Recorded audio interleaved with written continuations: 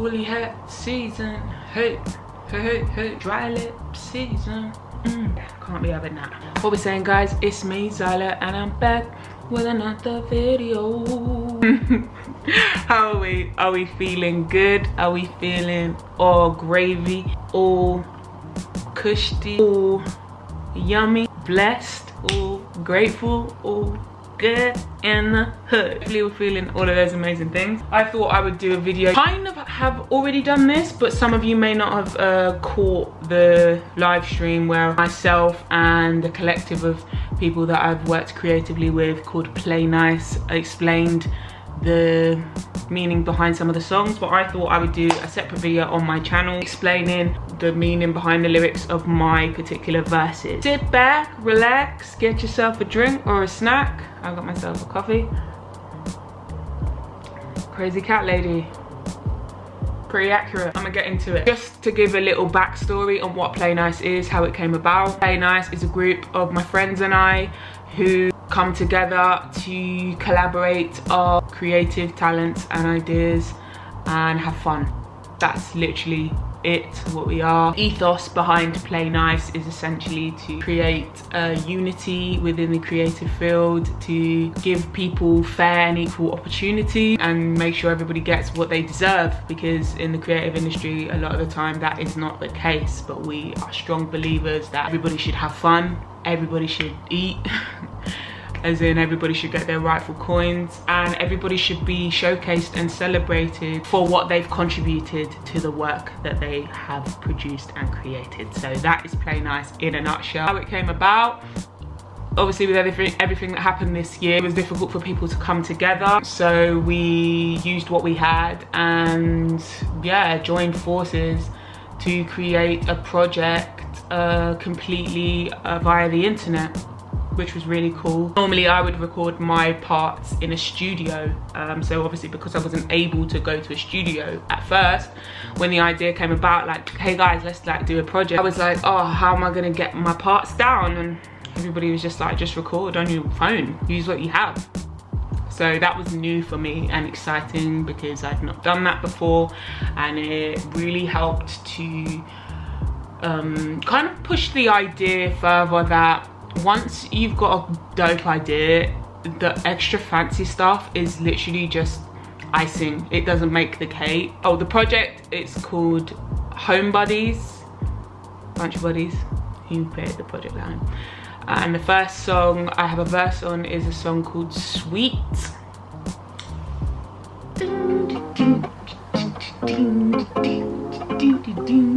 Such a banger. I think my approach to this, I was just led by how the song made me feel. When I heard the word sweet, one of my favorite songs actually is by Lauryn Hill, and it's called Sweetest Thing. And it's a song, you know, it's her expressing feelings towards somebody and describing them as the sweetest thing. So when I heard the word sweet, I kind of wanted it to express that sweet feeling of love towards somebody that you really care about. So I sort of went with that, and it's like, oh, I've written like the sweetest song about you. Sweet vocals, sweet melody. It almost has kind of like a lullaby feel to it, I feel, like my part. I know everything about you, you're in my thoughts, I can really get about you. I told myself I could never go without you. That's why I'm gonna write the sweetest song about you. This song's about you.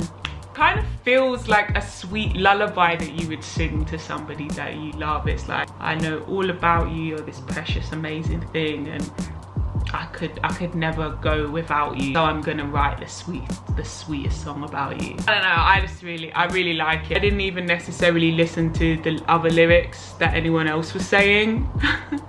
So I was just more say like, that's just the vibe I wanted to go with, that kind of sweet, almost like Parisian guitar kind of sound, which again is like Paris City of Love. I went with that kind of love vibe, but then to fit it in as well for the rap. I know exactly what I want, put my Henny in the cup, I don't care about the rules, no, I'll break them all. That part I felt like tied it into the verses before and after, breaking all the rules. We were given a bunch of rules this year to not socialize or spend time with people that you love, and this was kind of like, oh, I'm here with you anyway, you know, fuck those rules. Well, you know, kind of don't, but it was kind of like, you know what I mean, when it comes to someone you love, you want to break the rules. Like, some rules are meant to be broken, and I felt like spending time with someone that I love was a rule that I wanted to break. Next song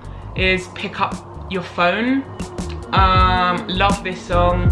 The beat of this song was called Your Phone, or Phone something. So when I heard it, because we had this folder that had basically everybody's contributions in, so people could just like pick stuff they wanted to start working on, and then would drop it back in the folder like, hey, I've written a verse over this beat, by the way, like, what do you think, kind of thing. And then other people would contribute when there was already like a structure and an idea there.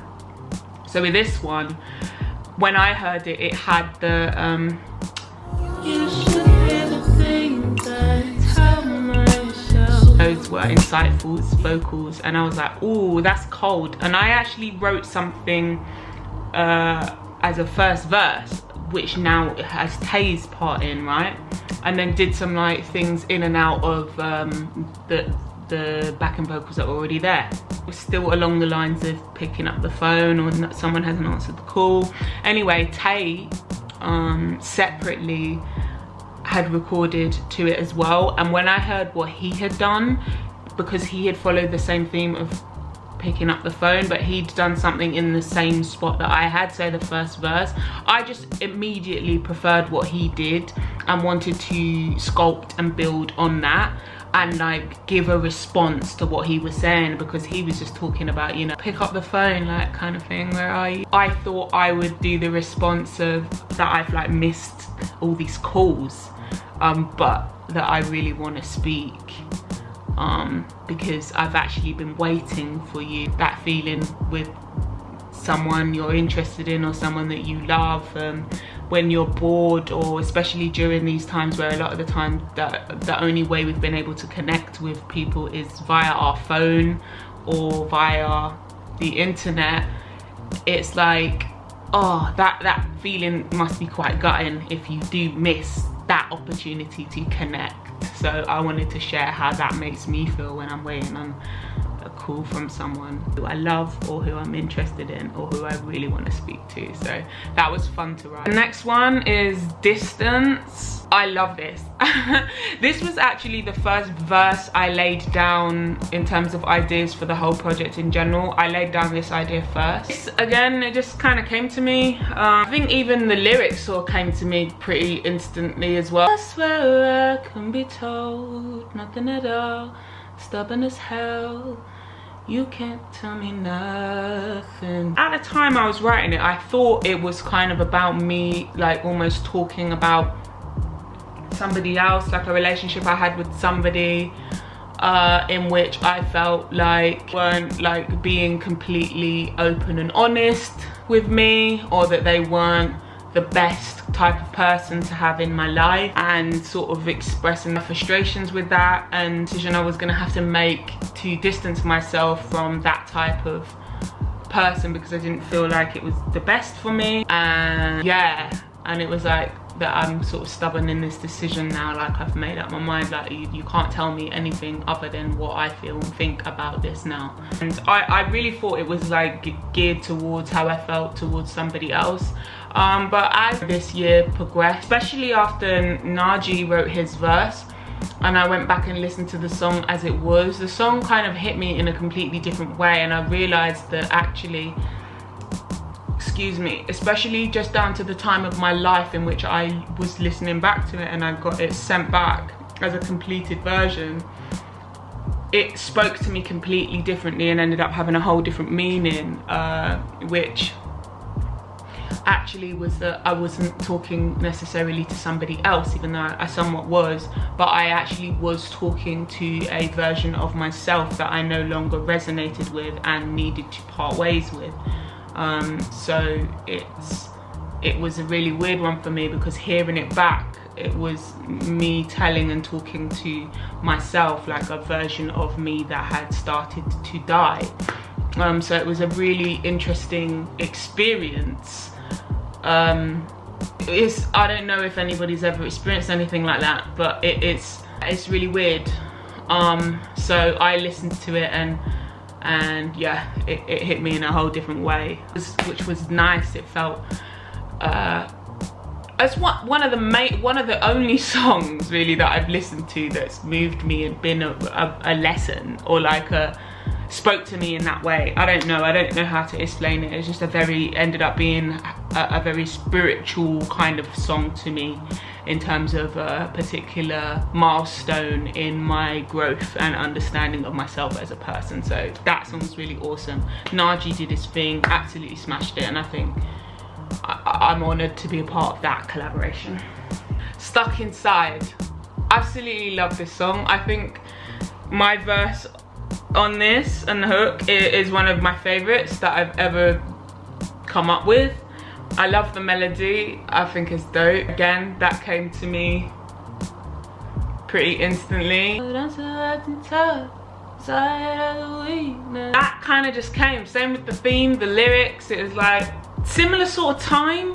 A lot of the songs written for the Play Nice project were like at the real peak of where lockdown was happening. Everybody was having to stay inside. Everybody was having, you know, like all of that. And I'm very introspective anyway and spend a lot of time like thinking. But yeah, that was heightened even more in that period of time, and I did a lot of, you know, self-searching and reflecting on things. And this was a song about how I used to approach issues or things that I found difficult or challenging.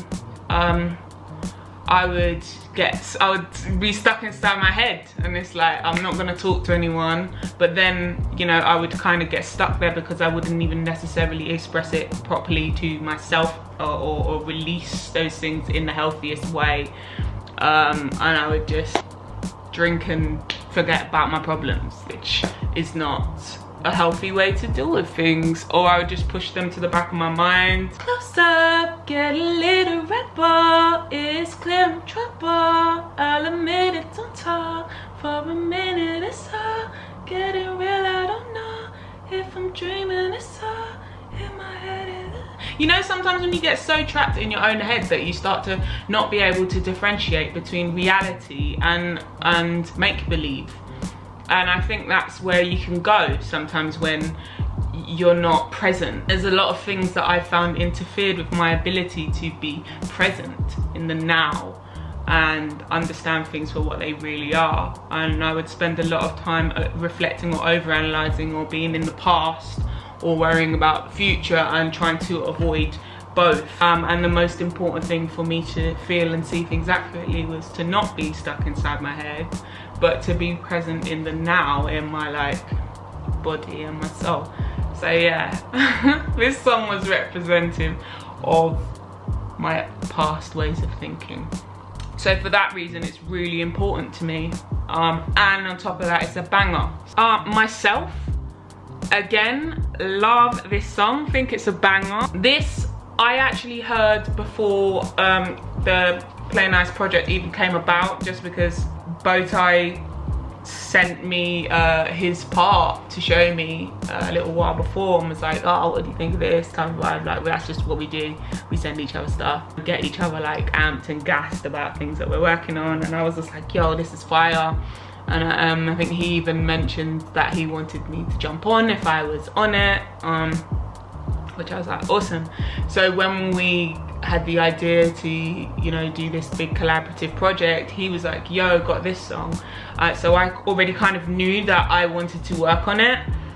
So also, again, the type of vibe that he'd already written was something that I relate to, in terms of it's like, I gotta save myself, cause I can't save anyone else. It's like, it's true. Again, it was something I felt very passionate about this year, just based with everything that's going on there. It's like, you can't save the world until you save yourself, you know? Like, there's no point trying to help everybody else if you're not helping yourself. It's really important to do, and you've got to be selfish to do that. You have to put yourself first. You have to do what you need to do to get by. And again, that kind of wrote itself. Said I'm selfish, you've been on some bullshit, I'm doing my own thing, yeah. I can't help it if you're getting jealous, that's none of my business, no. Hold your tongue, don't speak it, you should watch your tone, I told you I mean it. If you know what's good, you keep your distance. I'm just trying to heal, but there's no hard feelings, no. Hard feelings, there's no hard feelings. Yeah, it's like expressing how you feel about bro, like look, not even bro, dude, ma'am, sis, hun, babe, whatever, innit? I'd say bro as that person. Call me what you want. Like you said I'm selfish, because people love to throw that out like it's a bad thing, and that's why a lot of people don't put themselves first. Being selfish is good. It's not a bad thing. You have to focus on yourself. I think the fact that that's been linked with being a bad person, or you're a bad person if you put yourself first. You're a bad person if you don't consider other people. And it's like, being selfish doesn't mean that I'm not considering your feelings. I am considering your feelings. However, I'm just not gonna put your feelings above mine.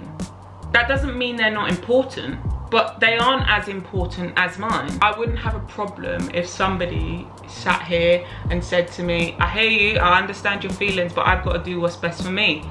I've got to respect it. What can I say? I might not like it, but for me to demand that somebody just does what I want them to do, because if they don't put me first, they're a bad person. That bad person thing needs to just be demolished. Like, so yeah, my thing of that was just like, yeah, you said I'm selfish, but you've been on some bullshit, so I'm doing my own thing. Because a lot of the time when people do that, like you're being selfish, is when they can no longer take advantage, because you haven't set yourself boundaries. So they're used to being able to take advantage, and the fact that you now have you've now set the boundaries, it's like, what do you mean boundaries? Oh, now you're being selfish.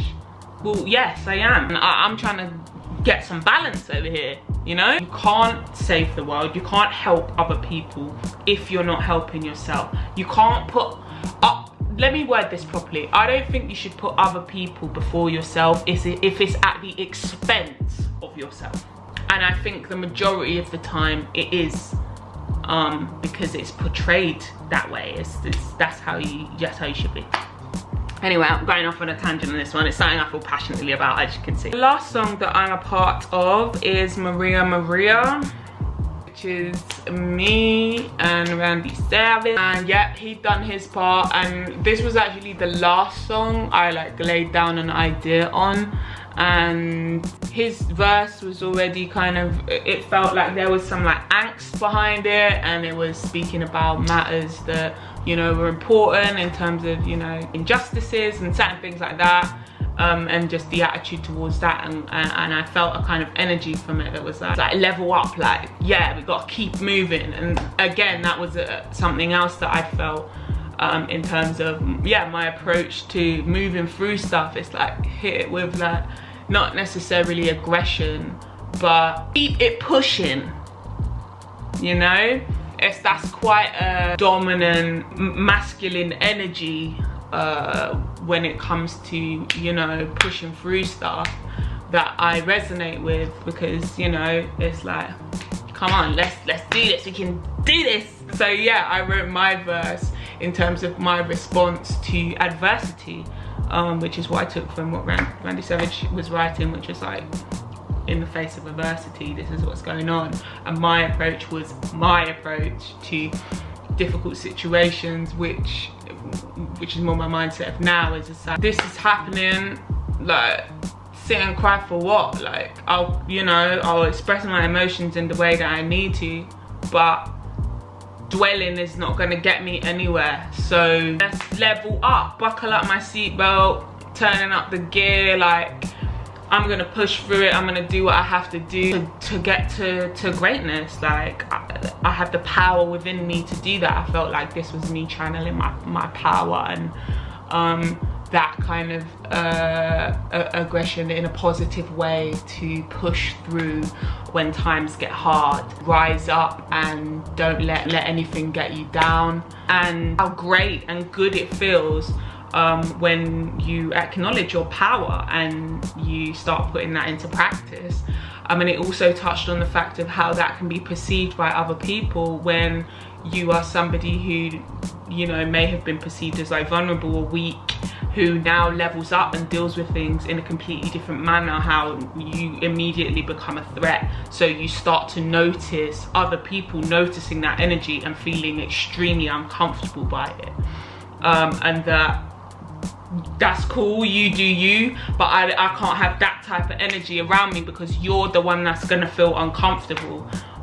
Because this is me, this is who I am.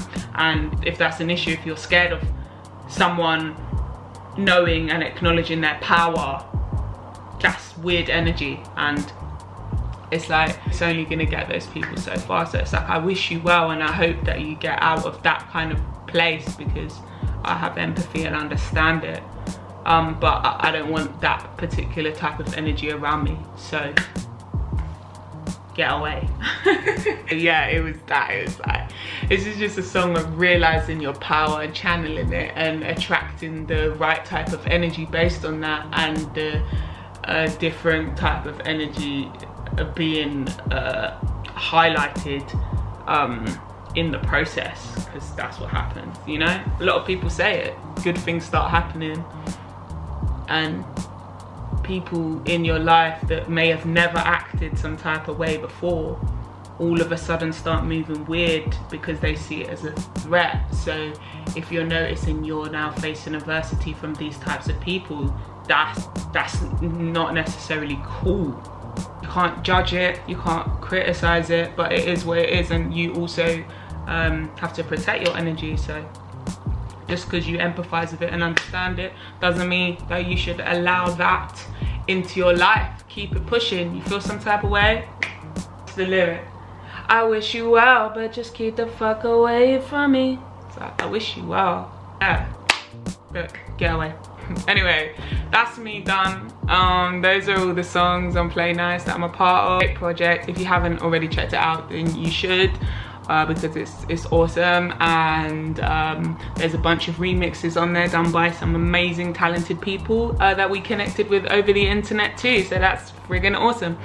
I'm gonna put a couple of videos here and here, so check them out when you get the chance. Make sure to subscribe and hit the notification bell so you can see when I'm dropping videos. I love you all, and I'll see you in my next video. Peace.